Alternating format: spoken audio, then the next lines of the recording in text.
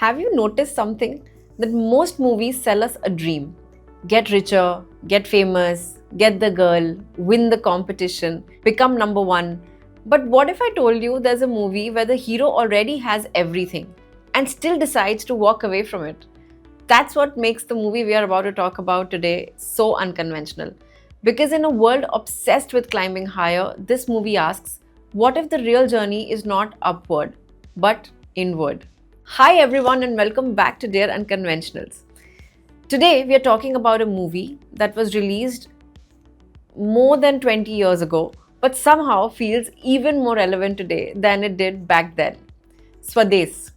And trust me, this is not a movie about patriotism. It's a movie about purpose. So, as usual, plot से शुरू करते हैं. Mohan Bhargav, which is played by Shah Rukh Khan, works at NASA. Smart, successful guy. The kind of person most parents would proudly compare their children to. Foreign job है, amazing salary, global career, life is sorted. एक दिन वो India वापस आता है to find Kaveri अम्मा, the woman who raised him. उसका plan बड़ा सिंपल है. उनको ढूंढो और उनको अमेरिका लेके आओ. Come back to his own comfortable life. मेरे पास वहाँ सब कुछ.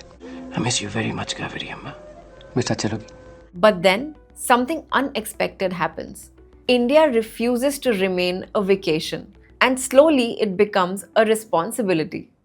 हम सब एक दूसरे को दोष दे रहे हैं, जबकि सच्चाई ये है कि हम सब ही दोषी.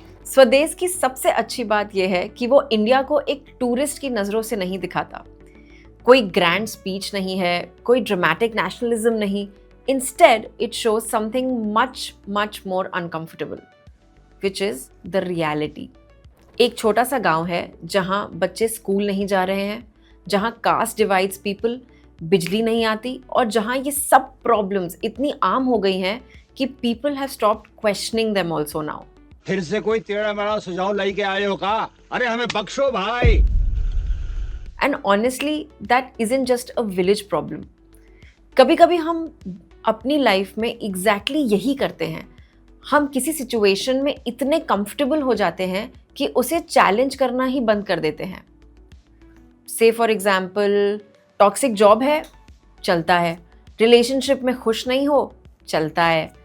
खुद के ड्रीम्स पोस्टपोन कर दिए, चलता है. Over time survival starts looking like living.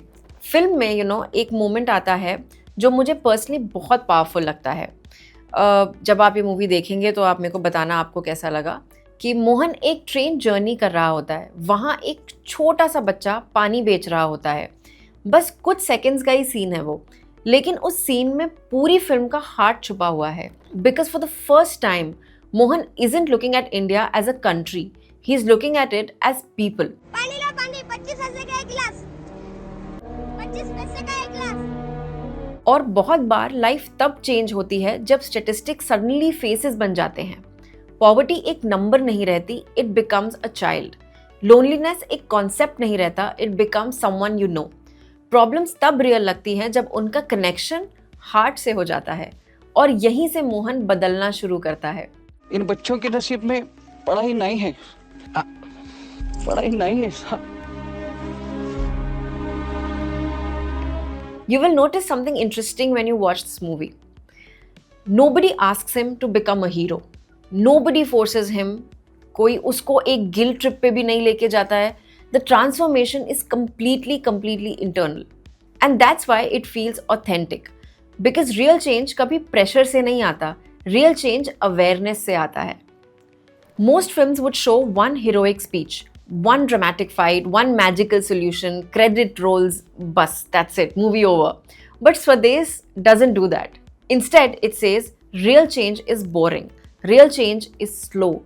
Real change requires work. Meetings, disagreements, convincing people, failing, trying again. जब भी हम मुकाबले में दबने लगते हैं, तो हम एक ही चीज का आधार लेते हैं, संस्कार, परंपरा. And honestly, that's probably the most realistic thing any movie has ever shown. Which brings me to the biggest lesson from Swades. हम सबको बचपन से सक्सेस चेज करना सिखाया जाता है. अच्छे से पढ़ाई करो, अच्छी नौकरी करो और पैसे कमाओ और चीज़ें खरीदो, अचीव मोर. और इनमें से कोई भी चीज़ एक्चुअली गलत नहीं है. But Swades asks a question that very few films dare to ask. Success के बाद क्या?